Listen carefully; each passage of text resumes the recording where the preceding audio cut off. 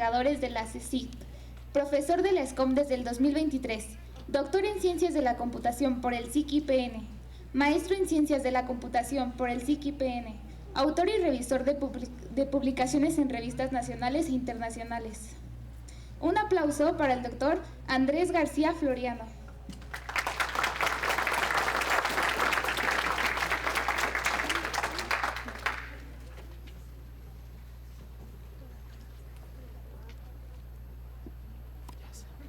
Bien, donde todo, buena tarde, gracias ahora sí que por estar por acá. El día de hoy vamos a platicar a grandes rasgos de un área que tiene algunos años que pues ya no se ha explorado mucho y aplicada para un caso particular que pues es bastante común por acá, ¿no? Que es el procesamiento, análisis de imágenes médicas. Entonces, vamos a hablar un poco de morfología matemática en imágenes médicas. ¿Qué necesitamos de fundamento o cuáles son los conceptos base en esto? Bueno, lo primero pues son las imágenes digitales. Las imágenes digitales como una forma de representar, pues ahora sí que la información que percibimos a través de la vista. Esta representación pues tiene varias formas de realizarse. La más popular o la más común pues está basada en el sistema RGB, es decir, los colores están formados por componentes básicas en los colores rojo, verde y azul. Resulta que el sistema de visión humana tiene también nuestra percepción visual está basada en estos tres colores. De hecho, pues ahora sí que tenemos células capaces de percibirlos, entonces pues es ahora sí que la notación más sencilla y por lo tanto pues la más aproximada. Entonces, prácticamente cualquier color que nosotros percibimos en realidad está descrito con valores de componente rojo, otra componente en verde y otra componente en azul. Entonces, como lo que tenemos aquí en la figura, pues realmente como el primer color, el que está en la esquina superior izquierda, pues tiene un valor de rojo de 100, de verde de 43 y de 78 en azul. Entonces, todos los colores esencialmente son eso. ¿En qué rango de valores pues trabajan estos colores? Pues vamos desde el 0, que es pues ahora sí que la ausencia del color, al 255, que es pues ahora sí que el máximo valor, o cuando se tiene pues lo más claro posible, ¿no? Que sería el blanco. Nuestro sistema de percepción entonces puede modelarse de esta forma, no es más que ahora sí que todos los colores están en términos de estas componentes. Y esta información, ¿por qué ha sido importante? Porque prácticamente todas las operaciones que hoy en día conocemos con imágenes están basadas en este fundamento y pues ahora sí, aquí como lo tenemos. También cuando no queremos representar color, podemos representar los valores en lo que se conoce como escala de grises, o incluso en imágenes que son solamente blancas o negras. Esas son otras formas ahora sí que de representar la información a través de las imágenes. Otra operación una operación que está bastante difundida dentro de lo que son las imágenes es la convolución. Resulta que este es un concepto matemático que luego se estudia cuando llevamos cursos de teoría de señales. A veces la definición de la convolución, cuando la vemos de manera formal, pues se vuelve hasta así medio macabra para muchos, porque pues implica recordar cálculo y sobre todo saber integrar bien. Pero cuando la representamos en imágenes, en realidad es una operación de esta forma, en donde nosotros esencialmente estamos operando una imagen contra otra pequeña imagen o contra un elemento que conocemos como kernel, y lo que hacemos es que los píxeles o los valores de color de la imagen se van a procesar prácticamente empleando una matriz muy pequeña y un producto punto. Entonces, ahora sí que este concepto pues nos ayuda. Ahora sí que esta operación tan sencilla es la base de todos los filtros que nosotros conocemos o que hemos visto que se aplican en diferentes imágenes, incluso los que hoy en día ustedes pueden generar en aplicaciones, tienen una gran parte de este fundamento. Entonces, ¿por qué era necesario esto? Bueno, hace pues ya muchísimo tiempo, hablamos de finales del siglo XIX, siglo XX, por ahí empezaron a hacerse algunos estudios sobre propiedades de teoría de conjuntos, sobre si estos conjuntos o sobre si estas, ahora sí que si algunas operaciones podían llevarse, pues ahora sí que en la parte de formas, en formas geométricas, se podía expandir la teoría hacia esa parte. Y pues durante mucho tiempo una de las mentes más brillantes en ese momento, Minkowski, quien también es el autor del concepto general de lo que conocemos como la distancia euclidiana, pues ahí empezó a trabajar en eso.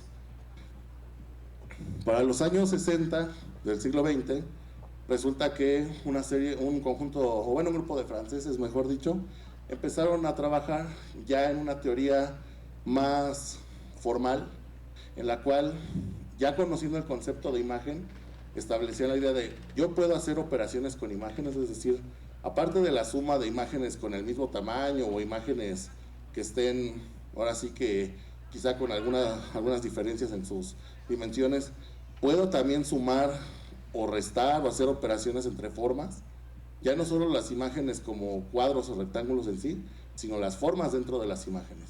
Yo puedo hacer operaciones con eso. Y esto nos llevó precisamente a que el grupo de autores, que fueron principalmente Maceron, Serra y Sual, quienes propusieron o acuñaron el término de morfología matemática. Entonces, la morfología matemática, como su nombre lo dice, es una técnica que busca, pues, ahora sí que resolver operaciones entre formas. Ahora sí que, y esto pues se ha expandido hacia la parte de las imágenes. Entonces, esta área tiene un campo de acción bastante interesante.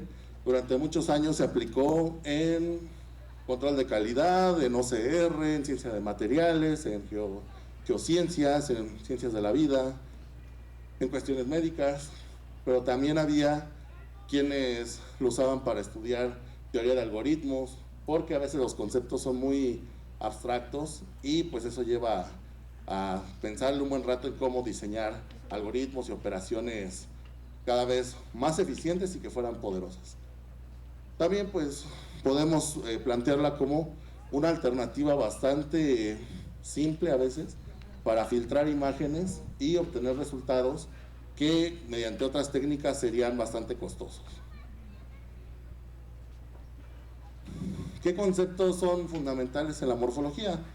La morfología se realiza con dos elementos. Por un lado una imagen que es la que vamos a procesar, y por otro lado un elemento de estructura, o de acuerdo con la literatura también pueden encontrar el término elemento estructural o estructurante, que en realidad no es más que una pequeña imagen.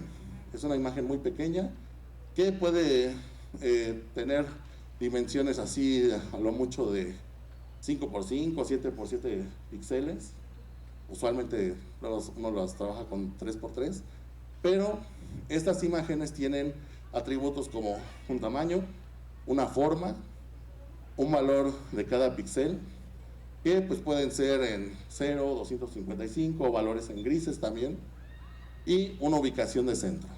Ese valor de centro es importante porque pues es como la operación de la convolución se lleva y cómo va a funcionar a la hora de llevarlo a la práctica. Entonces nuestros elementos de estructura pues pueden ser imágenes tan pequeñas que cada uno de esos cuadritos en realidad es un píxel. Entonces son ahora sí que pues cosas ahora sí que algo extremadamente pequeño, pero el resultado que puede obtener es bastante interesante. Esta teoría está completamente sustentada solo en dos operaciones. La operación más sencilla que maneja se conoce como la erosión.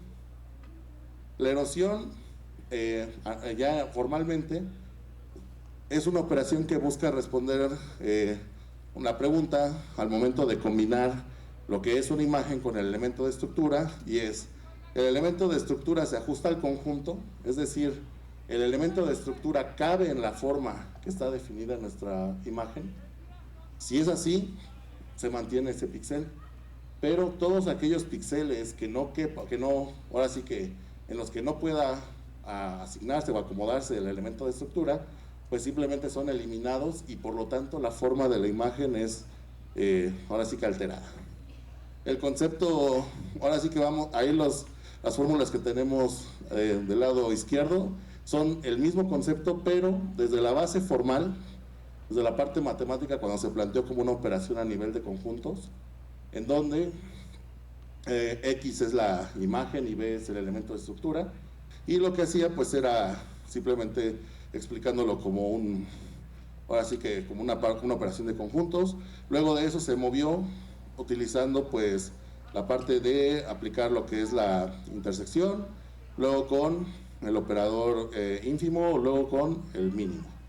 Es decir, ya en la parte de lo que es la aplicación, ya trabajamos con un mínimo.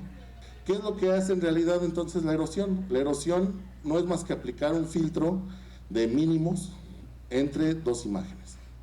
Se aplica la convolución, el valor, ahora sí que de los valores que se generan obtenemos el mínimo y ese es el que se asigna al píxel con el que estamos trabajando.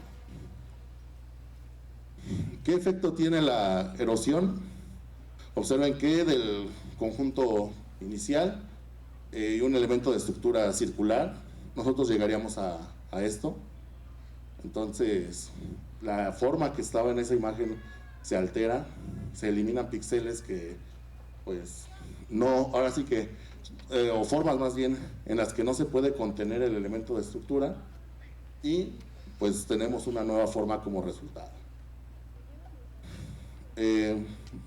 Si lo tratamos de representar, pues, un poco más, de una manera más visual, la erosión tiene el efecto que vamos a observar aquí. El elemento de estructura es ese cuadrito de 3×3 que está centrado en la posición 1,1. Cuando llegamos a lo que es la forma, observen que como el elemento de estructura no se puede, ahora sí que no cabe o no se puede ajustar en esa parte de la imagen, esos píxeles son eliminados, se quitan de la imagen. En los casos en donde sí logró, ahora sí que donde sí cupo, pues son los píxeles que se preservan, pero los demás se eliminan.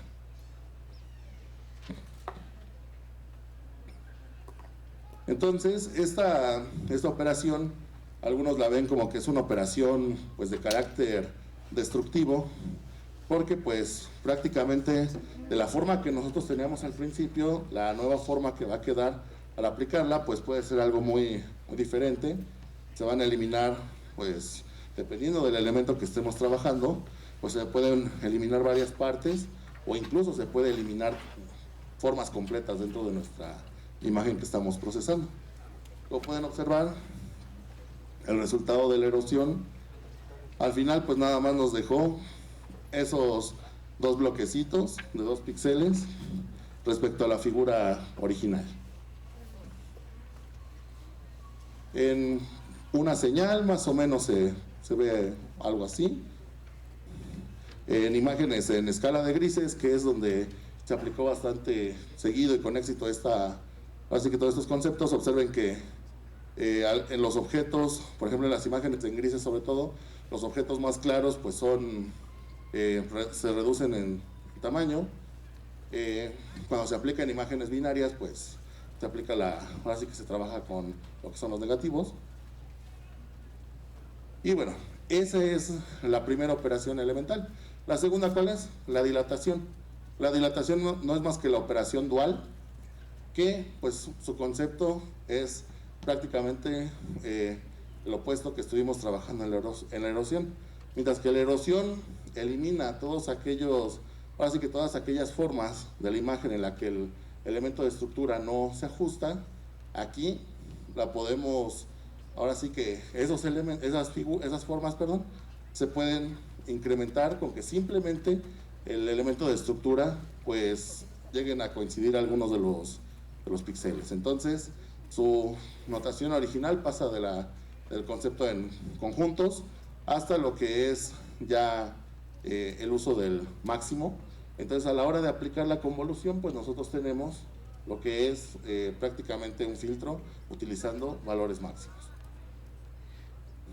El resultado de dilatar, por ejemplo, esta figura, la que está en el lado izquierdo, pues sería como lo que está a la derecha. Observen que el resultado, pues ya tenemos una nueva figura, una nueva forma, y pues ahora sí que ya no ocurre lo que teníamos con la erosión. De forma visual tenemos el mismo, podemos verlo también aquí cómo va a actuar.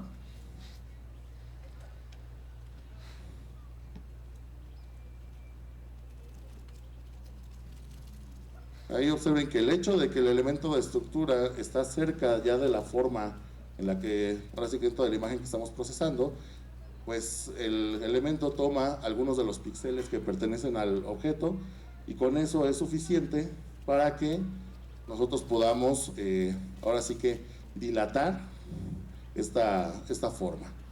Entonces ahora sí que el concepto precisamente de dilatación habla de dilatar lo que son las formas que están presentes en las imágenes. Entonces nosotros podemos ahora sí que decir, bueno, ¿y qué puede tener de utilidad este par de operaciones?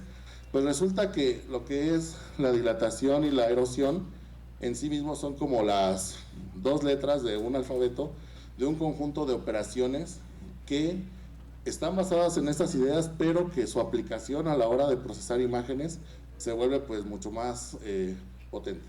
Por sí solas pues aparentemente no logran mucho, pero a la hora de ya aplicarlo en lo que son ya combinadas, el resultado es diferente.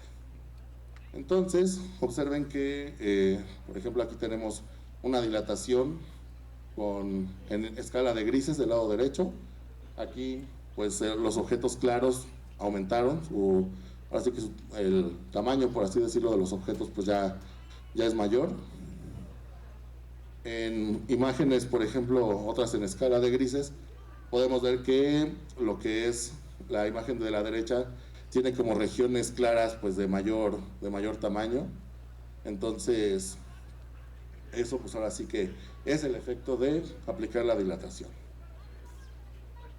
A partir de lo que es pues dilatación, bueno, erosión y dilatación, surgen otras dos operaciones que ya se consideran como filtros morfológicos, que son ahora sí que parte de lo que empieza a darle ya poder a este concepto.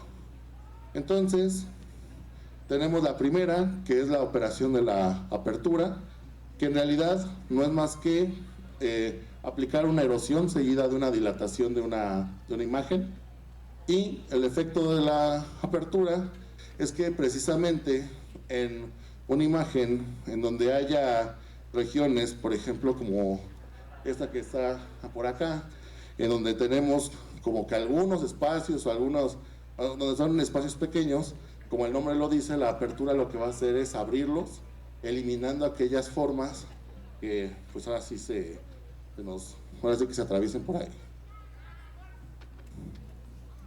Entonces, la apertura pues también tiene otras, por ejemplo, de forma visual, en escala de grises o en binario.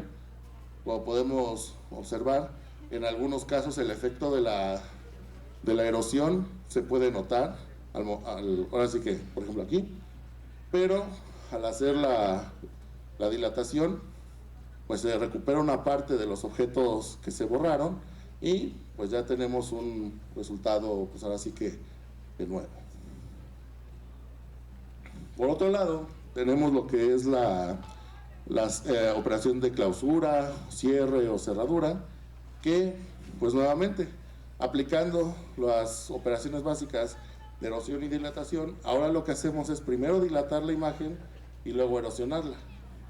Como pueden observar, nada más es definir en qué orden aplicamos las operaciones y los resultados pues son diferentes. Aquí en la cerradura o clausura, en la figura de la izquierda, nosotros pues tenemos ahí un pequeño espacio entre esas dos formas y como lo dice el nombre de la operación, lo que hicimos fue cerrar ese espacio o clausurarlo. Entonces, por esa razón, este filtro pues también es bastante, pues ahora sí que interesante y en su momento bastante utilizado.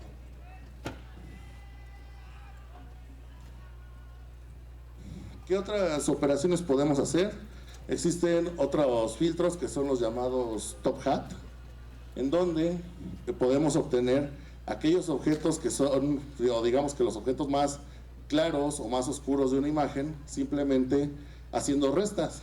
Podemos obtener, por ejemplo, los objetos más claros de una imagen, haciendo la resta entre la imagen original y su apertura. Podemos obtener los objetos más oscuros, simplemente haciendo la resta entre la clausura y la imagen original. Aquí, por ejemplo, pues podemos obtener precisamente de la imagen original, que es la que está a la izquierda. En la imagen de acá a la derecha, pues ya tenemos señalados en píxeles oscuros cuáles son los objetos más claros, que es el resultado de aplicar el top hat. O incluso podemos mejorar la calidad de la iluminación de la imagen. Cuando, por ejemplo, tenemos imágenes con esas características, a la hora de aplicar umbrales, pues el resultado del umbral es bastante malo.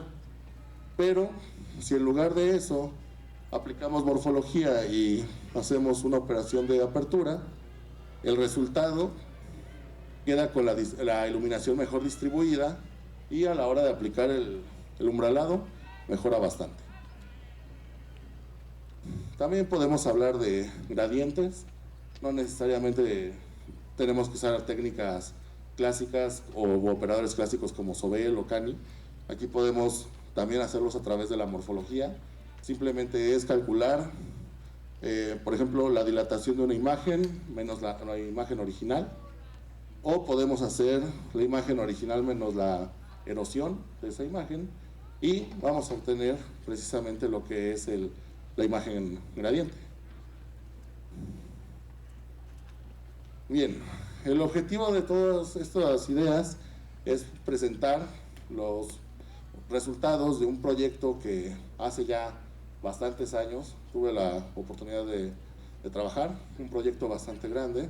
De hecho, la profesora Sandra lo conoce bastante bien porque pues ahora sí que trabajamos sobre esa misma línea durante esos años, en donde se trataba de resolver un problema de detección de afecciones relacionadas con diferentes enfermedades que provocan la ceguera.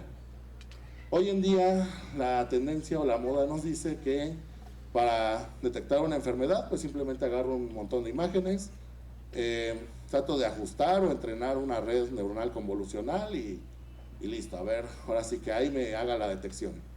¿Cómo la hace? Pues ya es bronca de la red, pero ese proceso pues no siempre funciona o no siempre nos va a dar los resultados que esperamos, porque pues al final de cuentas son parámetros que luego no controlamos por completo.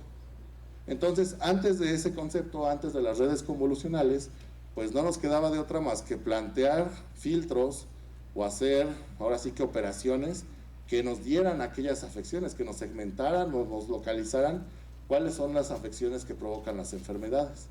Entonces, para eso necesitábamos, por ejemplo, para el caso de las retinas, estudiar pues la teoría básica.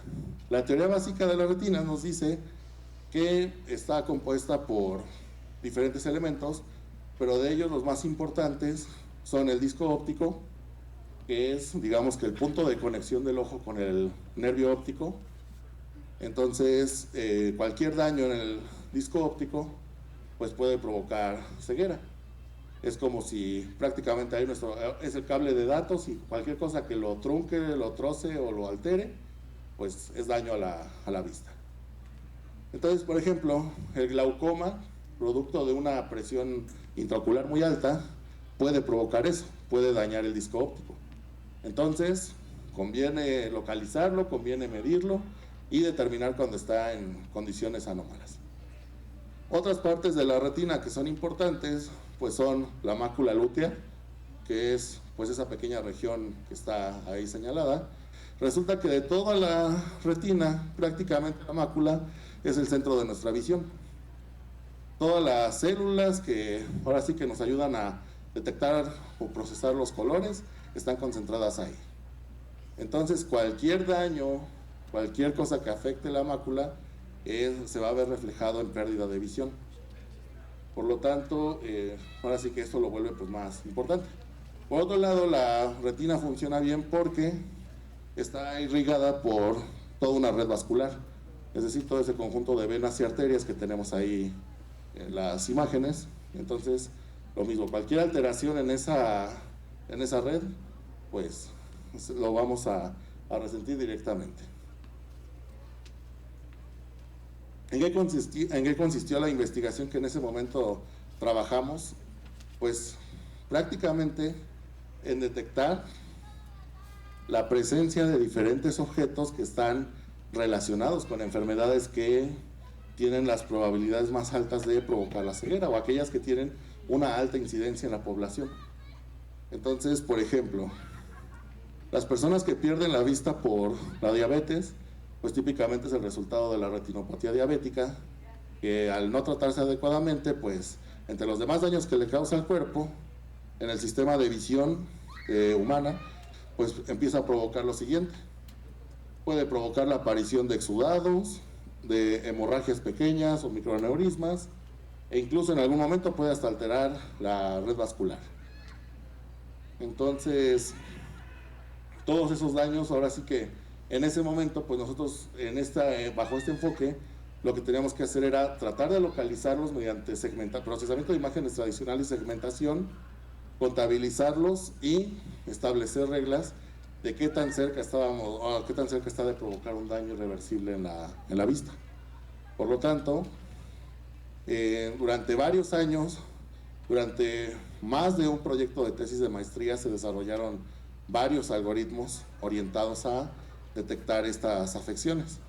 Para que esta detección fuera exitosa, pues teníamos por un lado la opción de tratar de usar técnicas convencionales para aplicar filtros, o podíamos irnos a la morfología matemática y tratar de ver si por ahí podíamos obtener resultados de manera mucho más rápida y que fuera lo más certero posible.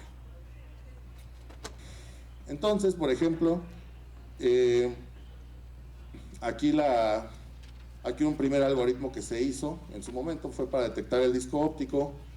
De la imagen original que se tiene, era por un lado reducir el tamaño, ajustar la dimensión a 350 píxeles por el lado mayor, hacer una apertura morfológica con un elemento de estructura de 9 píxeles, o sea, una imagen extremadamente pequeñita, pasarla por toda la imagen, hacer una reconstrucción por dilatación y simplemente detectar la zona más clara de la imagen. Con eso ya podemos llegar al disco óptico y posteriormente empezar a aplicar otros algoritmos para tratar de, por ejemplo, prediagnosticar el glaucoma. Otros algoritmos, por ejemplo, para una parte importante y fundamental aquí, es detectar lo que es la mácula lútea o el centro de la visión. Entonces, comenzamos por un lado detectando primero el disco óptico, que es con el algoritmo anterior, dependemos de ese resultado.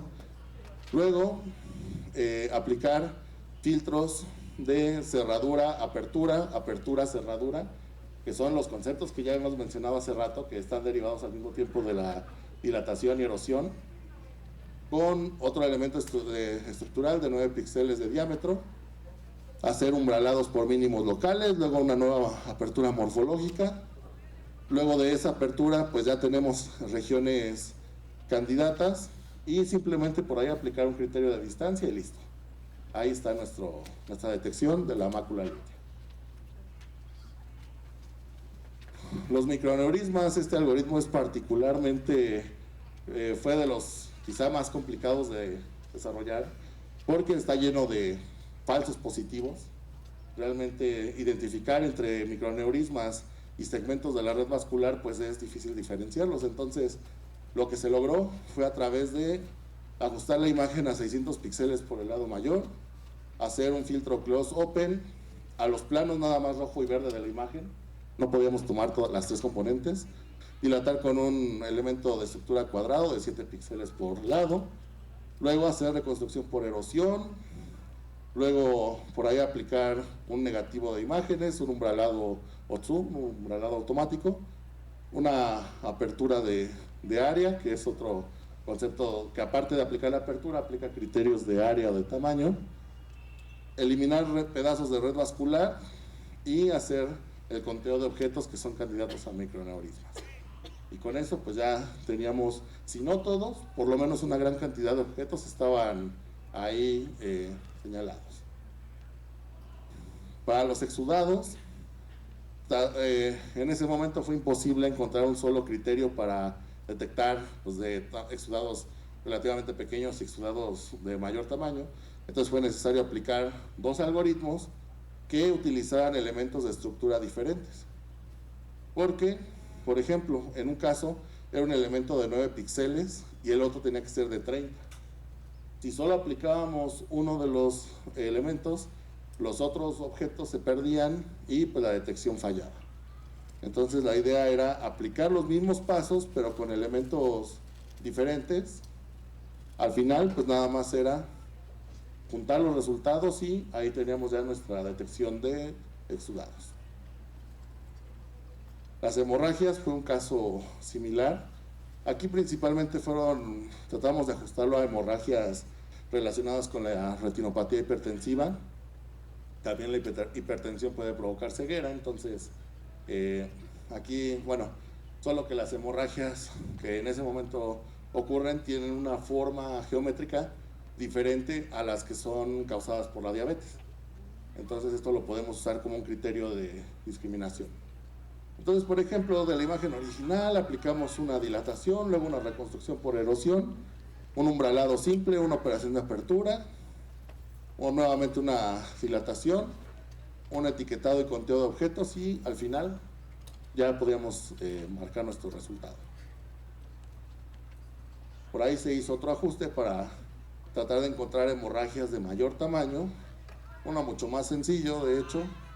Este pues estaba más basado primero en umbralar, luego en aplicar apertura morfológica, en dilatar, etiquetar objetos y listo. Y uno de los más también elaborados que fue la detección de otra enfermedad, que es la degeneración macular relacionada con la edad. Esta degeneración macular pues es un problema que ocurre pues en muchos casos simplemente ya por la edad y por la historia de vida, por cuestiones ahí, a veces algunos antecedentes, pero provoca que alrededor de la mácula, del centro de la visión, empiecen a aparecer ciertos, ahora sí que residuos de materiales que ya no son bien procesados por la retina y pues empiezan a afectar la visión. Estos materiales se conocen como drusas y pues la detección oportuna de estas afecciones pues nos ayuda a que se pueda tener un tratamiento. Entonces, para hacer todo esto, teníamos que primero localizar correctamente la mácula. No tiene caso buscar drusas fuera de la zona macular. Localizamos la mácula, recortamos una región de 200 por 200, mejoramos el contraste estirando el histograma y también por ahí un filtro de mejoramiento morfológico. Luego hacemos una operación de clausura, una detección de bordes, aquí utilizando un método, puede ser un método tradicional, un umbralado simple, luego una serie de reconstrucciones o de dilatación, luego unas restas, reconstrucción y finalmente, ya que aplicamos otras operaciones morfológicas por ahí, contamos los objetos y listo, tenemos ahora sí que nuestro resultado. Entonces, estos algoritmos en su momento fue importante desarrollarlos, echarlos a andar, porque el plan era, en ese momento, hacer un sistema de procesamiento masivo. Entonces la idea era recibir datasets formados por decenas o cientos de imágenes y hacer una tarea de procesamiento capaz de dar resultados en cuestión de horas.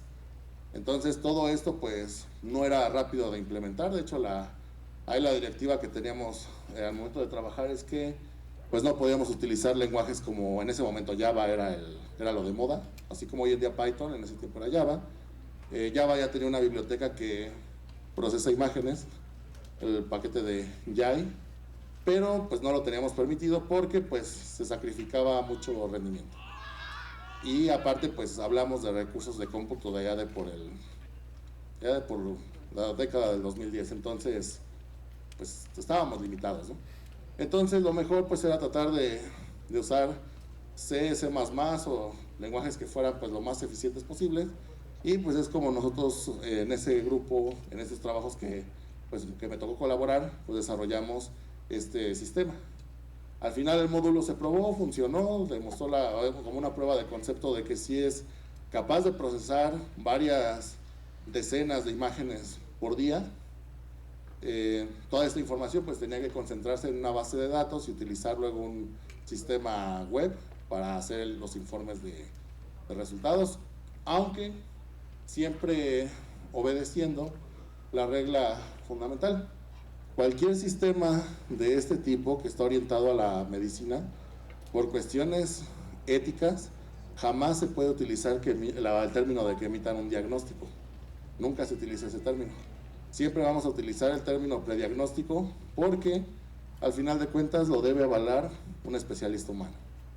Y esa es una cuestión que ahorita, incluso ahorita, con todos los avances que ha tenido la inteligencia artificial y la ciencia, es algo que todavía no está sujeto a negociación y a discusión. Esta parte, la parte médica, pues no se puede ahora sí que separar de la validación humana, y pues es lo correcto. Entonces, ya que nosotros desarrollamos esta clase de, ahora sí que de operaciones o soluciones de este tipo, al final pues lo que nos queda es que para poderlo trabajar, para poder saber o anticipar el efecto, siempre viene la parte matemática que tenemos que recordar.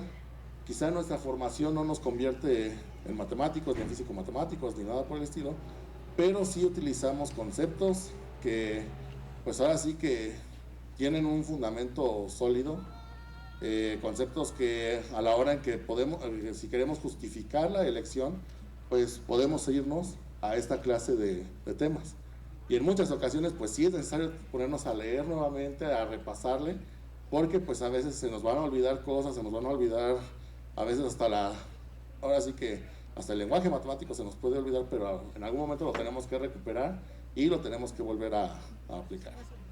Incluso ustedes observen la documentación que van a encontrar en OpenCV, por ejemplo, sobre esto, y todas las fórmulas están en términos matemáticos, no se las van a decir así como que, no, pues es un filtro de máximos o de mínimos. No, sino a fuerza se va a ir sobre el concepto de los libros, y en los libros pues es terminología matemática. A grandes rasgos, si desean revisar algo más de estos temas, las dos fuentes principales: el libro de González de procesamiento digital de imágenes, que es casi la Biblia de este tema, y para morfología, el libro de Sual de morfología matemática, digamos que es el más amigable para ingenieros. No es el libro clásico del tema. El libro clásico sí requiere algo más de bases matemáticas para leerlo, pero pues ahora sí que esta es una gran manera de comenzar. Y muy bien, por mi parte sería todo. Les agradezco mucho su atención.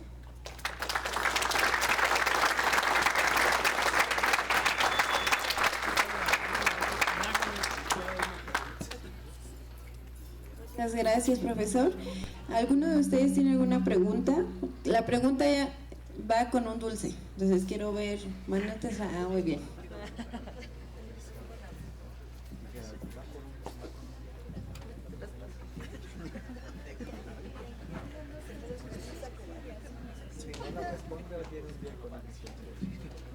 Buenas tardes. Primero que nada, es muy interesante el tema, cómo evoluciona la medicina. Mi pregunta puntual es: los avances que tenemos ahora en el procesamiento gráfico, CUDA, ¿ayuda a que este tipo de sistemas evolucionen, ya que tienen más capacidad de procesamiento de imágenes?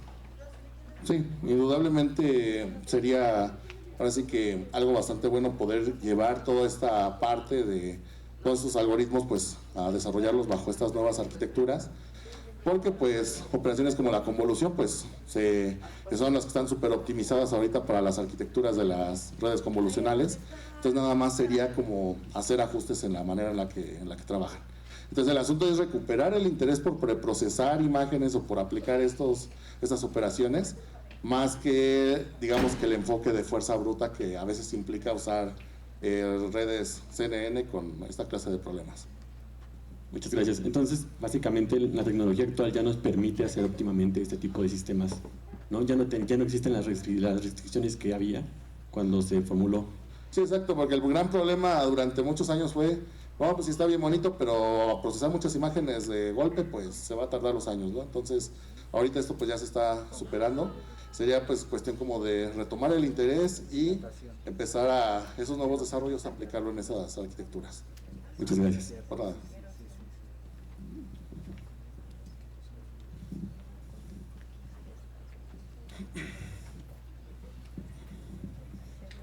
Hola, buenas tardes. Retomando el tema que ya digamos de que ya no tiene las mismas restricciones que está en el pasado, no sé qué esté trabajando ahorita, pero si tuviera la oportunidad de tecnologías nuevas o futuras, ¿las aprovecharía para mejorar este proyecto o para alguno que esté haciendo ahorita? Pues de hecho sería bastante interesante retomarlo, porque digamos que estos son resultados que pues ya se obtuvieron, pero pues fue imposible ahora sí que hacerlos a gran escala.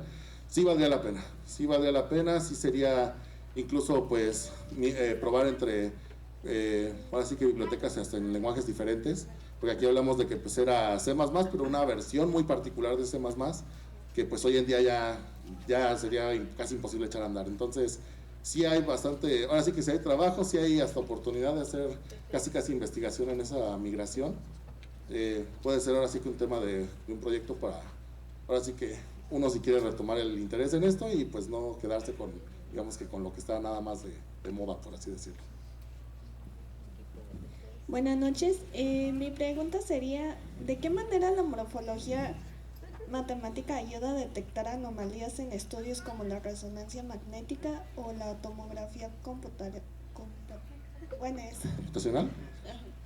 Mira, muchas veces en las imágenes que provienen de estos dispositivos vas a encontrar que a veces tienen formas muy definidas las imágenes, curvas o regiones así como más rectas o cosas así. O sea, es una inspección, digamos que es una información que depende a veces mucho de la interpretación visual.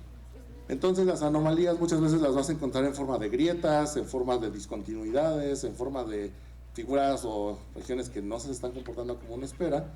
Entonces con la morfología lo que puedes hacer es diseñar elementos de estructura acordes con esas posibles distorsiones, lo aplicas a las imágenes y lo que te quede, si es que te queda algo, puede ser los puntos en los que te está advirtiendo que por ahí algo está fallando. Digamos que la morfología ayuda principalmente en eso y es parte de ese control de calidad que durante mucho tiempo en lo que se aplicaba.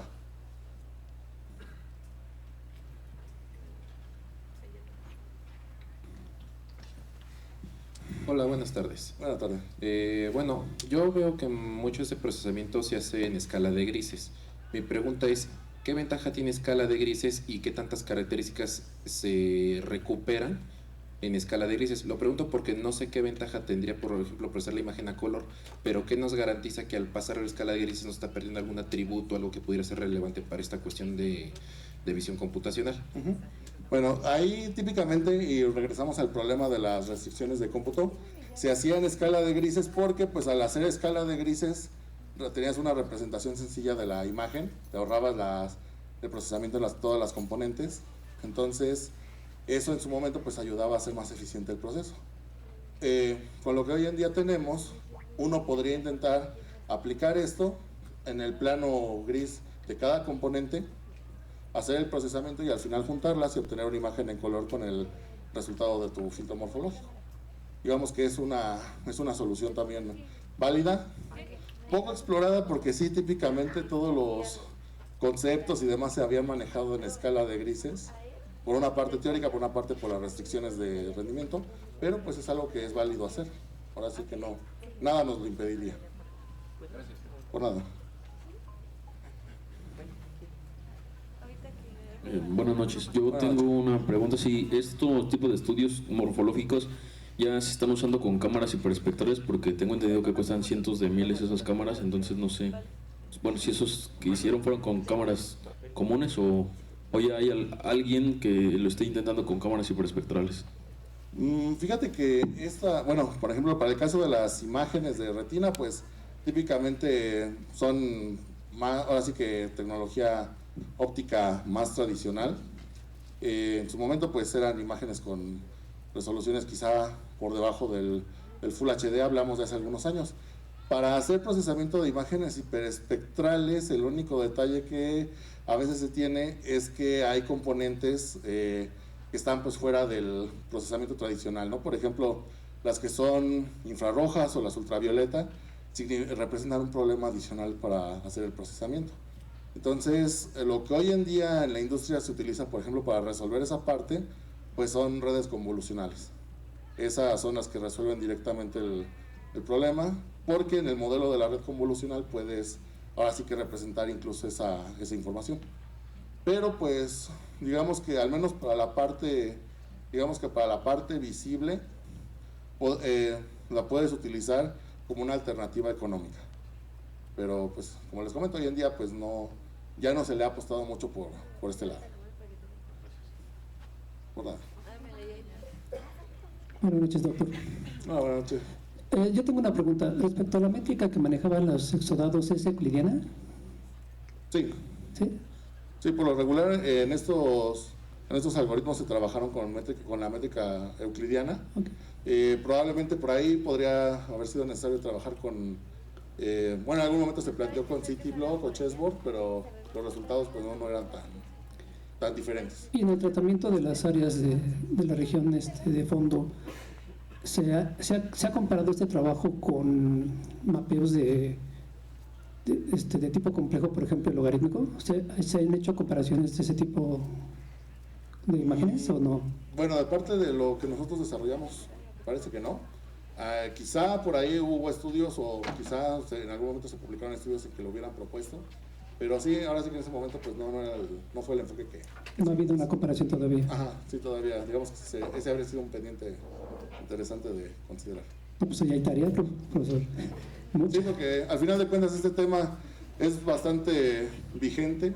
Ahora sí que es un problema que no está ni siquiera resuelto, porque aparecen muchos proyectos, aparecen muchas redes, aparecen muchos algoritmos, pero este tipo de imágenes es tan engañosamente, se ven aparentemente fáciles, pero a la hora de que uno procesa datasets de buen tamaño resulta que no, Sí. que falla bastante. No hay un método que hasta ahorita haya demostrado una efectividad buena en términos generales. Entonces, pues, sí valdría la pena. Muchas gracias. Por nada.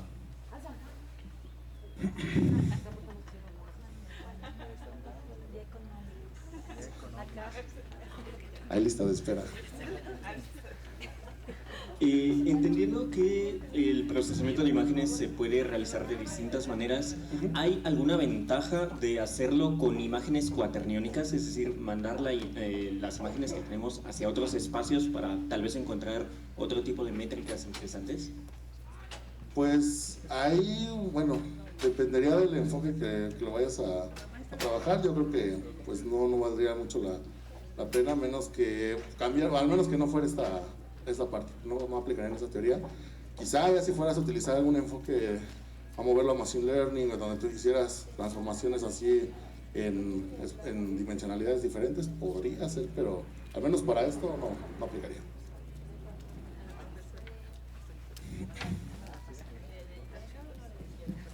Hola amigo. Hola. Bueno, yo nada más, si me permites complementar un poquito ahí. Claro. Se utilizaron precisamente imágenes a niveles de gris, porque cuando estamos haciendo las experimentaciones, precisamente el color pues estorbaba mucho, ¿no? Entonces lo dividimos en los 3 canales, y el canal que más sirvió es precisamente lo dijiste, ¿no? El rojo y el verde, ¿no? Y entonces es donde resaltaban todos estos elementos de las enfermedades, ¿no? Entonces fuimos quitando y bueno, a la larga no lo puedes trabajar en rojo, y en verde pues lo vuelves a convertir en gris, ¿no? Y es lo que resta, ¿no? Nada más era de comentario. Sí, Gracias. Sí, gracias. Sí, pues justamente, ahora sí que el canal azul a veces nos daba más ruido que algo de utilidad, entonces pues casi siempre lo teníamos que cortar.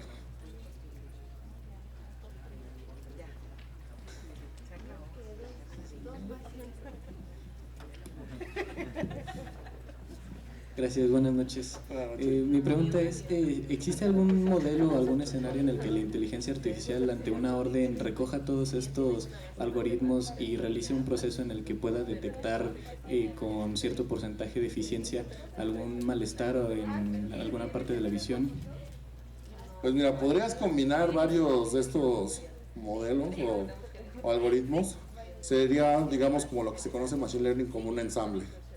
Y ya en el ensamble, pues dependiendo de la salida, puedes aplicar reglas de votación, por ejemplo, o una ponderación, y de ahí obtener un resultado pues más, pues digamos que mejor, ¿no? Que es como funciona el Random Forest o el XGBoost, que son pues los clasificadores de referencia, ¿no? Quizá, ahora sí que, solo que si son sobre imágenes, pues puede ser un proceso muy exhaustivo, esa es la única advertencia, pero digamos que si tuvieran los recursos para hacerlo, pues perfectamente válido. Gracias. Por nada. Sí, buenas noches. Buenas noches. Mi pregunta es si considera que en algún momento la análisis de imágenes por inteligencia artificial podrá sustituir el trabajo de la área médico-biológicas, como la realización de titulaciones para saber si el proceso es una base o un ácido, o la orientación médica. Pues mira, el asunto es que por ética, a lo que se ha comentado hasta la fecha, y que se supone que es un punto no negociable, la respuesta es no. O sea, aunque el resultado fuera igual, con los mismos márgenes de error de un especialista humano, nunca se le va a dar, digamos, como que así que la confianza de, no, pues sí creo completamente en tu resultado. Siempre se va a pedir la validación del humano, y ahí entramos en un debate que ves más del área ético-legal. Porque pues es lo que dicen, si le damos la confianza al sistema, imagínate que está en un proceso que regulara una planta tratadora de agua o una refinería, o sea, algo así, algún proceso en una industria interesante. Imagínate que por un fallo de la IA tuvieras un apagón o un incidente, o hubiera un derramamiento de químicos o una explosión, lo que sea, por culpa de una mala decisión tomada por la IA. La cuestión es contra quién procedes legalmente, porque eso va a ser, o sea, lo siguiente va a ser meter a los abogados en esto, pero pues no puedes meter a la cárcel a la IA, y no puedes pensar así, o meto al bote al que la programó, o cómo le hacemos. Entonces esa es una cuestión de debate que está abierta y que seguramente será tema de estudio para todavía los próximos años. Y aunque sea con orientación y visualización del especialista. Tendrá únicamente mientras el especialista esté, digamos, que al pendiente de los pasos, y que al final le dé el visto bueno, pues ya se va a tomar en cuenta. O si pasa todo lo que decíamos, pues el especialista es el que va a pagar los platos rotos. Esa va a ser la situación. Gracias. Por nada.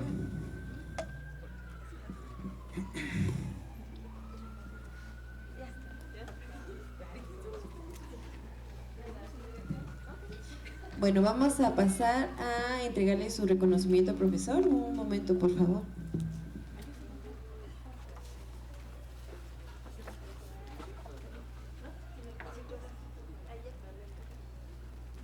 Muchas gracias. Bueno, muchas gracias primero que nada, doctor, por tan interesante plática, y bueno, como ya vimos, hubo mucha participación, muchas preguntas. Lástima los tiempos, nos apremian.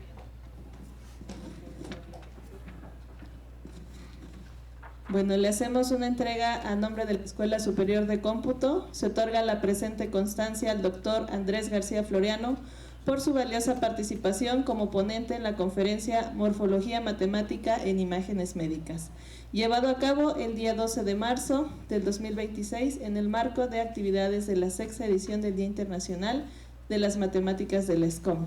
La técnica al servicio de la patria, firma el director, el maestro en ciencias, Iván Giovanni Mozo García. Muchas gracias.